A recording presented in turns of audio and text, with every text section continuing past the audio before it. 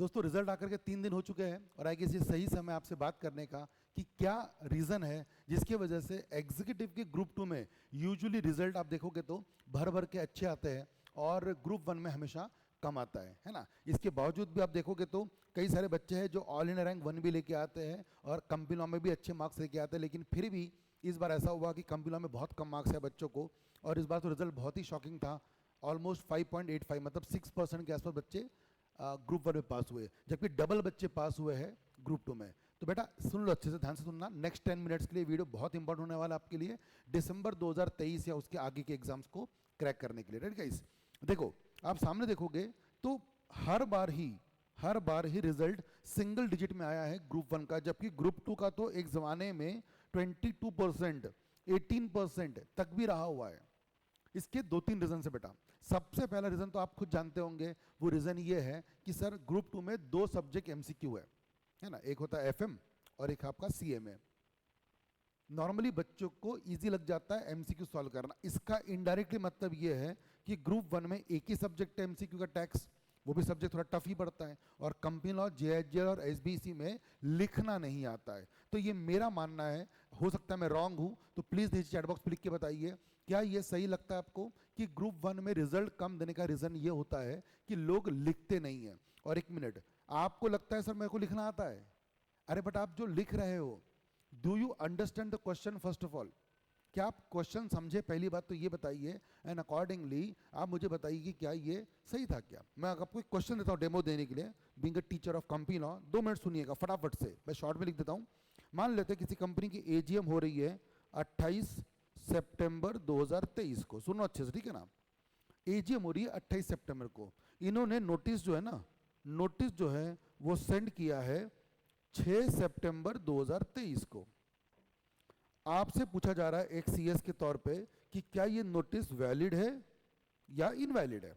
बहुत सिंपल सा क्वेश्चन है, बाद में आप इसको ड्राफ्ट कर सकते हो। I am giving you one demo just to explain you कि what is the meaning of writing practice and what is the meaning of the word, whether you are able to understand. तो question simple सा है, AGM 28 सितंबर को होने वाली है, notice कब भेजी गई है? 6 सितंबर को। एज अ सीएस ये बताइए क्या नोटिस सही ही ड्राफ्ट की गई कि नहीं की गई है।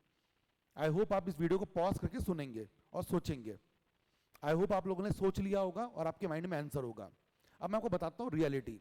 मेजर लोगों ने क्या सोचा होगा, नहीं सर ये नोटिस इनवैलिड है, क्योंकि एजीएम 28 को है, 6 को भेजा गया, मतलब 22 दिन हुए हैं, जबकि एज पर लॉ तो लिखा गया सेक्शन 101 में कि क्लियर 21 डेज चाहिए। तो 21 days plus 4 equal to 25 days होना चाहिए, और अकॉर्डिंगली नोटिस इनवैलिड है। यही आंसर आया होगा मन में, बट आपने गौर नहीं किया। मैंने एक वर्ड यूज किया था, notice was sent. I have never use the word कि नोटिस वॉज पोस्टेड। तो कुरियर या फिर बाय पोस्ट भेजा है ऐसा मैंने कभी बोला ही नहीं है। मैंने बोला नोटिस सेंट है। तो क्या नोटिस इलेक्ट्रॉनिकली सेंट हो सकता है? यस।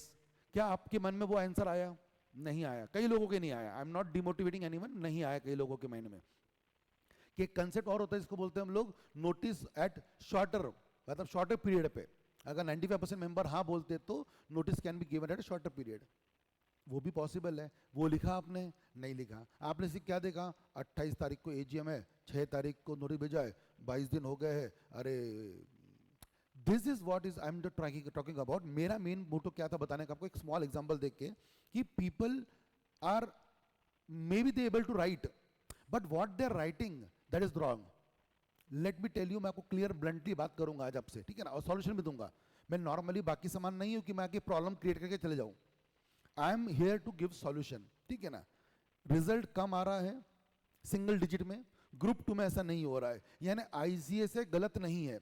अगर आईसीए से गलत होता तो ये भी 21% ना होकर के 11 होता, या शायद 9 होता, ये 18 ना होकर 8 होता, ये 12 ना होकर के 2 होता या 5 होता, और ये भी इस बार 13 नहीं होता, ये कम होता। अब बात समझ लो अच्छे से, ये क्लियर समझदार हो आप लोग।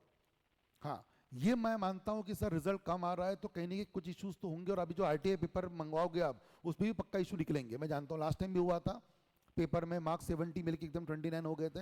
इस बार भी भर भर के 29 मार्क्स आए हुए हैं। So I know there are some issues, but जो इशू हमारे कंट्रोल में नहीं है वो बाजू रख के पहले हमारे कंट्रोल में क्या है। क्या आपको इसके आंसर समझ में आया सच में?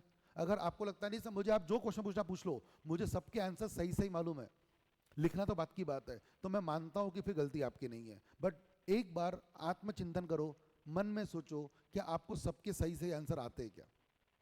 कोई भी क्वेश्चन, मेरे नीचे में व्हाट्सएप ग्रुप पे लिंक है कंपनी लॉ मास्टरी कोर्स करके, मतलब केस स्टडी मास्टरी करके, उसके नीचे में आप ज्वाइन हो जाइएगा। मैं आपको रोज केस स्टडी दूंगा, है ना, नेक्स्ट 100 डेज मैं आपको केस स्टडी दूंगा, उसमें आप फटाफट ज्वाइन होइए, सबको बता दीजिएगा ज्वाइन होने के लिए। उस केस स्टडी के ग्रुप में, केस स्टडी मास्टरी नाम है उसका, I will make you master of that. ऐसे ही आपको ग्रुप मिल जाएगा मेरे इंस्टा के बायो में भी, जहाँ पे आप चैनल ज्वाइन कर सकते हो। केस स्टडी पे मैं हमेशा से एक्सपर्टीज रखता हूँ, मैं लोगों को समझाता भी हूँ, बैराक से पढ़ाता हूँ, जो बच्चे बच्चे मुझे पता है। फिर भी मार्क्स कम क्यों आ रहे हैं? क्योंकि मैं अभी भी रिपीट करता हूँ, क्वेश्चन लिखना इज नॉट एन इशू।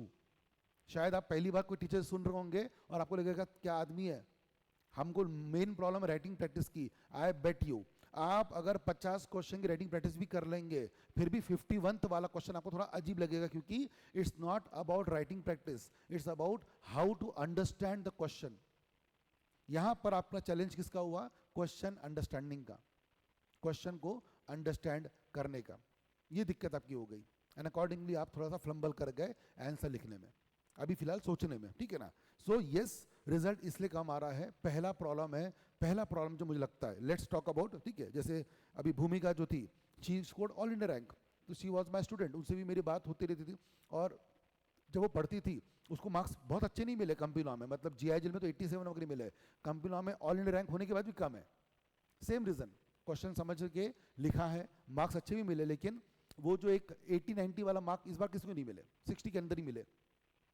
कहने का मतलब ये है कि writing practice all India rank होने के बावजूद भी, देखो इन्हें भी अच्छे मार्क्स स्कोर किए, लेकिन कंपनी लॉ में कहीं ना कहीं कम हो गए। जीआईएल में अच्छे आ गए, क्योंकि आपको पता है जीआईएल में केस स्टडी नहीं आती, वो डायरेक्टली क्वेश्चन पूछते हैं कि principle of reasonable construction, harmonious construction, मतलब I am not under again understanding GIL, वो सब्जेक्ट भी इंपॉर्टेंट है, बट वहाँ पे केस स्टडी क्वेश्चन घुमाता नहीं है, कंपनी लॉ में क्वेश्चन ही घुमा देता है।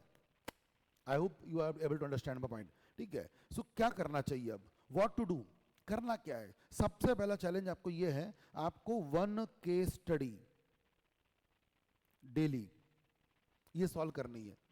सबकी गारंटी मैं ले रहा हूं, आपको टेंशन मत लो, आपको सिर्फ मुझे फॉलो करना है। आप मुझे प्रॉपरली क्या बनाइए, अपना एक मेंटोर बनाइए, अगर आप बनाना चाहते हो। नहीं बनाना चाहते मुझे आप मेंटोर किसी को भी बना जिसको आप फॉलो करते हो। हाँ, बट ध्यान रखना, आपको समझ में तो आ गया है कि डांस करते हुए, नॉनवेज बातें करते हुए, ऊपर ऊपर से रट्टा मारते हुए कॉन्सेप्ट नहीं पढ़े जाते। ये हाई होप आप समझ गए होंगे, नहीं समझे होंगे तो खैर योर विश, बट अभी आपको कम से कम क्वालिटी पे फोकस करना है, कंटेंट पे फोकस करना है। ये पहली बात तो आपको मुझे लगता है। तो आप मुझे मेंटोर मान सकते हो, है ना, नीचे चैट बॉक्स पे लिखिए। अगर नहीं मानते हो तो बिल्कुल जिसको भी आप फॉलो करते हो ब्लाइंडली मत करना, बस हो गया, क्योंकि ब्लाइंडली में यही होता है ना। तो मेंटोर बनाइए किसी को। 1 केस स्टडी डेली आपको लिखना है। मैं आपको मेक श्योर करूंगा कि एक केस स्टडी मैं आपको रोज दिया करूंगा। उसी ग्रुप पे नीचे डिस्क्रिप्शन में व्हाट्सएप ग्रुप मिल जाएगी, या इंस्टाग्राम पे मेरे बायो में आपको एक चैनल मिल जाएगा, उस पर आप ज्वाइन हो जाएंगे, आपको केस स्टडी मिलते रहेगी। पहला, ठीक है। तीसरा, अभी भी आपको कॉन्सेप्ट पढ़ने हैं बैराक से, ठीक है, कॉन्सेप्ट पढ़ने हैं, कॉन्सेप्ट पढ़ने हैं बेयर एक्ट से, ठीक है। आज भी जैसे भी मैं क्लास पढ़ा रहा हूं मेरे बच्चों का, मैं आपको दिखाता हूं एक बारी, ये मेरा लेक्चर का, देखो ये मैं अभी कल ही पढ़ा रहा था क्लास, ठीक है। मैं यहाँ पे नोट्स खोल कर रख देता हूँ, देखो, how I teach, section 61 right issue, bonus issue, मतलब सेक्शन वाइज चलता है। अगर मैं बात कर रहा हूँ शेयर कैपिटल के बारे में, पहले 61 पढ़ेंगे, ठीक है, फिर 62 आएगा राइट शेयर्स, ऐसे करके। और मेरे नोट्स पूरे, मतलब मैं अगर आपको पहले पेज पे ले जाता हूँ, टॉप पे एकदम पर, रुक जाओ, लेट्स गो टू टॉप, सबसे पहले टॉप पे ले जाता हूँ। तो यहाँ पर टॉप पे ले जाके देखो, आप पूरे सेक्शन नंबर आपको मिलेंगे, विथ चैप्टर, चैप्टर नंबर 4 है, सेक्शन नंबर क्या है, और रूल्स कौन से, रूल्स के साथ पढ़ाता हूँ। उसके बाद सेक्शन 43, 44 सब सब सब सेक्शन लाइन से टिल 72। फिर शुरू होता है डिपॉजिट चैप्टर, वो बाद में आएगा। फिर उसके बाद चार्जेस चैप्टर, ऐसे इस तरह से पूरे की पूरी कहानी मैं क्लास में बच्चों को करवाता हूँ। इससे उनको सेक्शन याद हो जाता है। अभी कल ही का एग्जाम्पल मैं आपको देता हूँ, जब मैं इनको कल पढ़ा रहा था बच्चों को, ये लाइव नोट्स का एग्जाम्पल है, ये आई वॉज टीचिंग देम। तो मैं जब उनको पढ़ा रहा था तो मैंने यहाँ पे सेक्शन का एक रिविजन करवाया था उनका, ये देखो, देखो मैंने सेक्शन का रिविजन भी करवाया था। तो इस तरह से मैं शॉर्ट शॉर्ट में लिख के, ये कल ही का है, मतलब मैं अभी नहीं निकाल रहा हूँ, ये कल ही मैंने पढ़ाया था, ऐसे करके। तो आई टॉट टिल 55, और 56 से 59 मैंने उनको कल फिर ये पूरा कवर करवाया, सेक्शन ट्रांसफर ट्रांसमिशन को लेके, ठीक है ना, इस तरह से। अब हम लोग आगे आज ये पढ़ने वाले हैं, ठीक है। सो इस तरह से सेक्शंस पूरे हम लोग कवर करते हैं। अगर आपको लगता है वापस से कि सर आपका कंसेप्ट क्लियर है, फिर तो ठीक है, बट अगर आपको नहीं लगता है तो अभी भी आपको बेयर एक्ट से पढ़ना जरूरी है बेटा। If you don't follow bare act आप मुश्किल में जाओगे, ये फैक्ट है। मैं पिछले 13-14 साल से जब से पढ़ा रहा हूँ, मेरा एक ही रूटीन है बेयर एक्ट का। आप मुझे, कई लोग जो मुझे फॉलो करते हैं, पूछो नीचे चैट बॉक्स पे डाल के बताओ क्या मैं सेक्शन वाइज पूरा पढ़ाता हूँ कि नहीं पढ़ाता हूँ। कई बच्चे जब लेक्चर बैक करते हैं वो पहले परेशान हो जाते हैं, सर आपके नोट्स जो है मॉड्यूल से मैच नहीं करते। मैं बताता हूँ भैया टेंशन मत लो, मॉड्यूल से मैच इसलिए नहीं करते क्योंकि मॉड्यूल आपका आगे पीछे काम करता है। I have always teach through section, ठीक है। तो ये एक तरीका आपको ध्यान रखते हुए चलना है। चौथा जरूरी है टेस्ट सीरीज।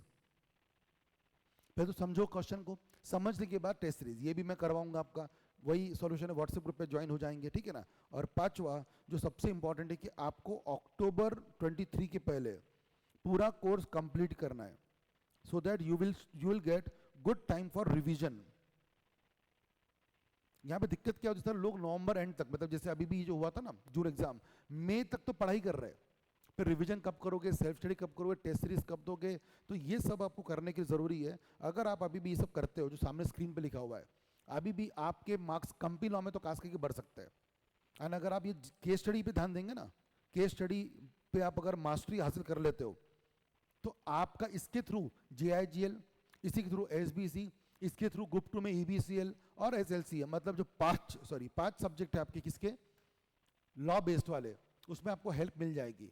मतलब हम फोकस कंपनी लॉ पे करेंगे बट आपको हेल्प मिल जाएगी बाकी भी 4 सब्जेक्ट्स में, क्योंकि कहीं ना कहीं वहाँ भी थोड़ा बहुत केस स्टडी आई जाती है और फोकस एंड फॉर्मेट वही रहता है। बट अभी भी मैं रिपीट करूंगा, you should focus on understanding the question first then writing practice. तो वो हम सब कवर करेंगे। तो येस, आई होप ये चीज़ें अगर आप फॉलो करेंगे तो आप ब्लेम नहीं कर पाओगे कि यार इसके जैसे फेल हुआ, वो हुआ, जो भी हुआ, whatever happened in June 23 exam, जो रिजल्ट अभी आया था, let keep that aside. Now bounce back करना जरूरी है हमको, क्या करें ऐसा वो हम लोग डिस्कस करने वाले हैं। सो यस, जुड़े रहे मेरे साथ में, आपको सारी बातें मैं आपको वादा करता हूँ कि इस अटेम्प्ट में दिसंबर के एग्जाम में आपको मैं कंप्यूटर में एक्सपर्टीज हासिल करा के रहूंगा। Right guys, so with this I hope will see you soon with some other video of the company law. Till then I will take your leave and see you soon. Bye bye guys, take care, bye bye.